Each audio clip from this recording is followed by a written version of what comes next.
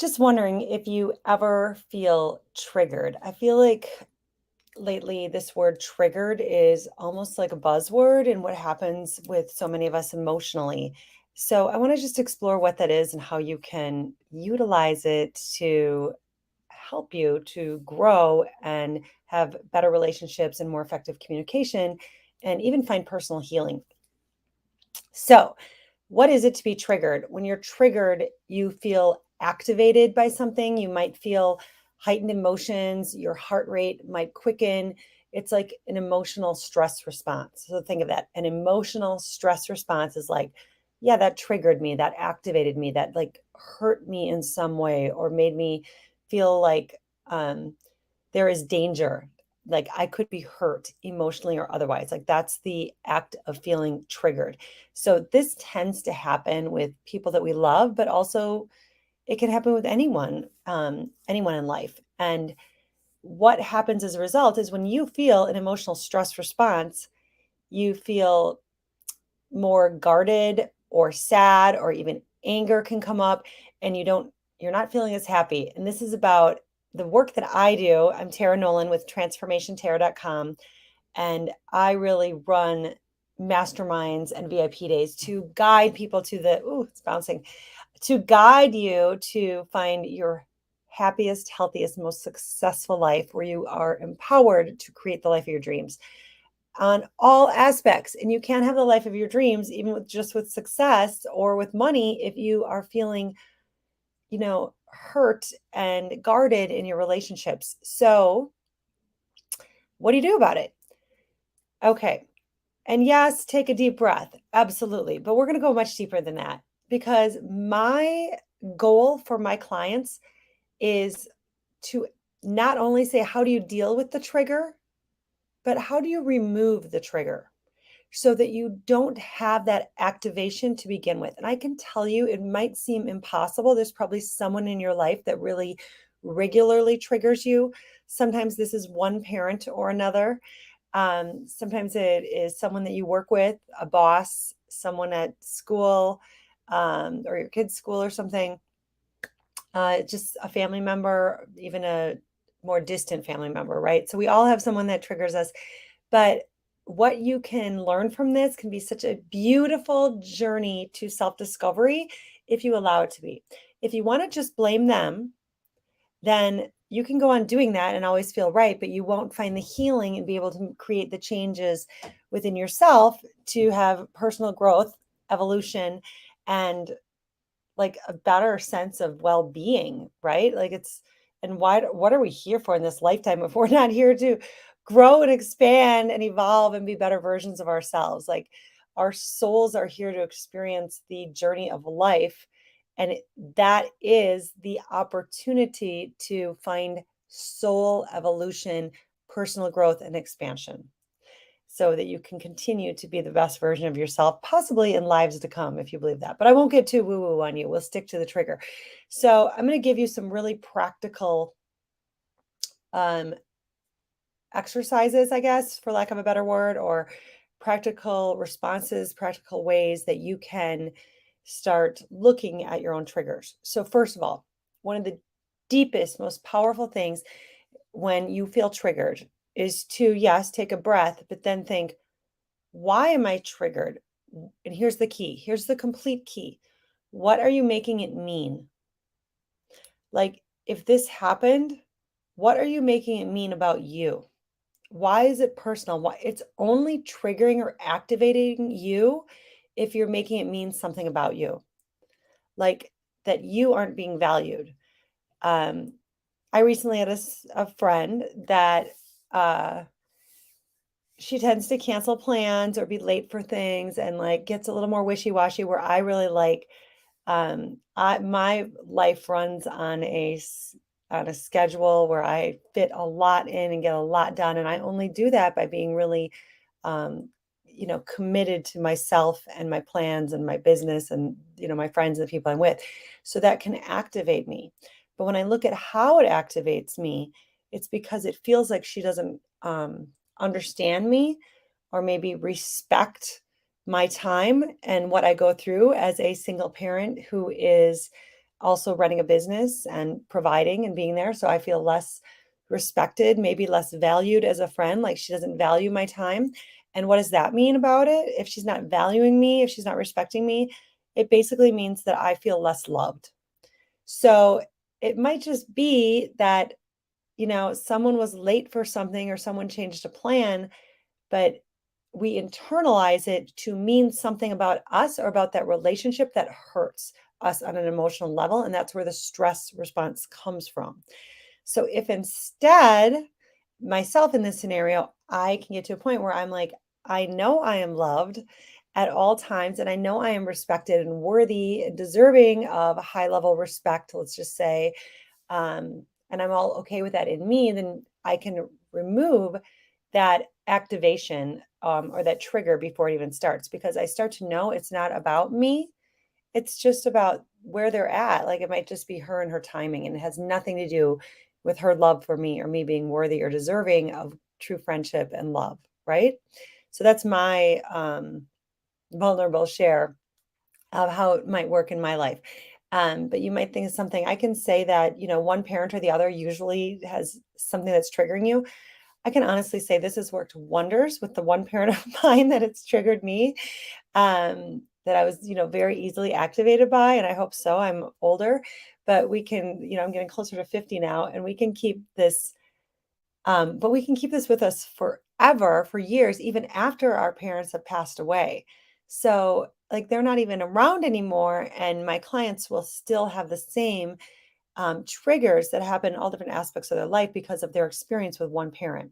It's usually both parents, but there's usually one that you just have more of a, you know, you kind of knock heads a little bit more. And that's just normal. That's just parent child relationships. So that doesn't mean anything's wrong with you or your parent. It gives you, but it is a gift because it gives you an opportunity to grow and evolve and expand and to look within and say, okay, it's not that this person, this parent, this person at school, this person at work, this client, whatever, did anything to me. It's that, what am I making it mean about me? Now, ask yourself if you can get to that point really openly and honestly and coach yourself enough without the help of a third party that you can say, what am I making it mean? You can go the next step and say, is that true? Is that really 100% absolutely without a doubt true? Or even if it's about the other person, like that person doesn't respect me. That person, whatever, is that really absolutely 100% without a doubt true? Like, well, they said it, they did this, so of course it is. Like, that's just can be you being defensive or guarded or even judgy, pretty judgy and judgmental because you're actually judging them, maybe thinking of what they're doing to you. You're judging them, and they might be going through their own pain. So, when you look at that, it probably isn't true, whatever thought you had, then you can take the next step. And this is from some Byron Katie work. I highly recommend the book Loving What Is. The book itself can be triggering, which is part of the journey, and it can really lead you to open up to new possibilities. So I use this work a lot in my online events. I'm so excited. We have our new online event. We do this one once a year also. It's called Manifest Live, to manifest your dream life and business. This is coming up the second Thursday, Friday of December and Saturday, 8th, 9th, and 10th, I think, December. But go to transformationtarot.com and you'll click on events and you'll be able to see it. You can always go to transformationtarot, TARA.com, and you'll be able to see what I have going on next. But Manifest Live is going to set you up for an amazing 2023. So, and in the meantime, you can always connect with me at jointara.live and we can do a call to kind of see where you're at and what you want to do next. So when you're ready to take a step, set yourself up for something else, and you're interested in this kind of work, this kind of soul expansion, please do connect with me. But continuing on with getting triggered. So how you remove the trigger completely so you can have happier, healthier, easier relationships going forward. Imagine how it would be if you dropped that thought. So it's usually some kind of judgment, right? That you could be judging someone else, judging what they said, judging yourself, making it mean something. So not only do you look at like, what is the meaning in that? And is that even true? But how would you feel like if you really genuinely could drop that thought? And when you like practice that and consider like, okay, I'm going to drop the thought that she didn't respect me or that that person's being a you know what or something, or they intentionally wanted to hurt me. I don't know, whatever it is, that thought that comes up, they're not treating me right. What if you could drop that? And then imagine how you would show up differently in the relationship and what energy you would bring. And when you do that, that is true empowerment. That is you stepping into a higher version of yourself and not looking at what someone did to you, but looking at what part you might have played in it, that you co created this experience. And because we always do, every experience in our life is co created. You had something to do with it. And when you can recognize that, that's when you're in an empowered state of being, because now you can do something about it. When you just want to blame it on someone else, then you're in victim. And that means you can't do anything about it. And you're weakening yourself, right? Instead of strengthening yourself. So don't ever say that someone took advantage of you or they did this to you or they this, because that's just like puts you in a weaker state. That puts you in victim. That's weak. Instead, be empowered and say, you can say that this hurt me. And then I was able to recognize, my part of it, or I was able to, I'm able, I saw like the part that I played in it and how I can now be a better person as a result.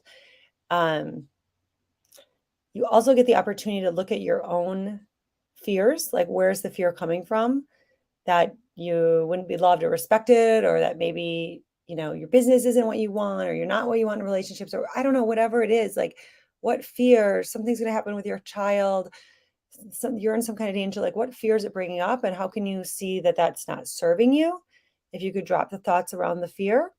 And is there an insecurity that this connects to with that fear? And this is how we don't like this is the most empowering, because again, as I said at the beginning of this live, on Tuesdays with Tara, you are not only learning how to respond to the trigger, you are learning how to remove it so it doesn't come again. So that's something else to consider, is do you react or do you respond? The minute that your spouse says something and you feel triggered, what do? Do you react and like shout back, get short, even walk away? Any of that is like, in a malicious way, defend yourself. Nothing good comes from defending, by the way, in those scenarios, because two people just get in defensive mode and no resolution can come in communication. The only way communication can bring about resolution is when you actually hear each other, validate each other, and look for a new way going forward. When you do this, you get into a more evolved communication technique and style going forward that can really help you in your relationships.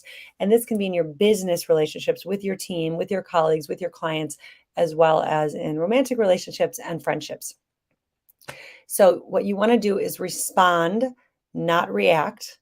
And you want to respond when your heart is in a calm place and you can come from a place of love and understanding and empathy, and know that other people are dealing with their own issues, even if you don't always understand them, just like you are. They have their own insecurities, just as you do. And you can start bringing a new energy to the communication, to the relationship, to that person that's always one that triggers you. If you're not looking at what they did wrong or who they are, but you can say who you are in it, then when you come forward with a different energy, you might be really shocked how they show up differently. And you might think, wow, they've changed. And really it's something that changes in you. So those are some notes in what you want to do when you're feeling triggered, but more importantly, how you want to really work to remove the trigger completely. And this is a great thing for a third party to do, because it is very, very challenging to do ourselves. I would recommend the book Loving What Is by Byron Katie. I used some of that work today in the responses I was sharing and looking at, is that true? What do you make it mean? Is that true? Is it absolutely true? How do you feel when you let go of that thought? I mean, that it's pretty life-changing to like have control over your mind in such a way that you can recognize when thoughts that come up are not serving you to your greatest good, and you can start to manage your mind to create different thoughts and keep you in a more positive energy, positive mindset. You will have a different, it's called a heightened vibration of energy that you bring going forward, that you'll bring into your business, again, relationships, life. So you can just live a more happy, fulfilled life, because that's what it's all about, what you deserve. What I am most passionate about my work, even though I am a transformation business and life coach, and I really support my clients in getting clear on their purpose and finding their true calling so they can have an empowered life. What it's really about is it's all just a path to the greatest happiness. And I've had clients tell me that. They said, "You're really a happiness coach," because I'm 9 million times happier. And that's what we're going for, is ultimate happiness. And when you have a more grounded, peaceful approach in your relationships, I think you're going to feel happier, don't you? So if any of this resonates with you, if you're checking in, please leave me a happy face in the comments. I'd love to know that you watched this, and I'd love to know if it supported anyone today. It was great to be here with you for Tuesdays with Tara. Join me again at 2 p.m. Central Standard Time. And in the meantime, if you're looking for, reserve the dates, December, I think it's 8th, 9th, and 10th for Manifest Live. It's going to be online, so you can do it from anywhere, men and women. It's a very powerful virtual event. And in the meantime, I always have masterclasses and breakthrough session calls available. So go to jointara.live. Those are free resources. And I'd love to stay connected with you. So much love. Happy Tuesday. Signing out.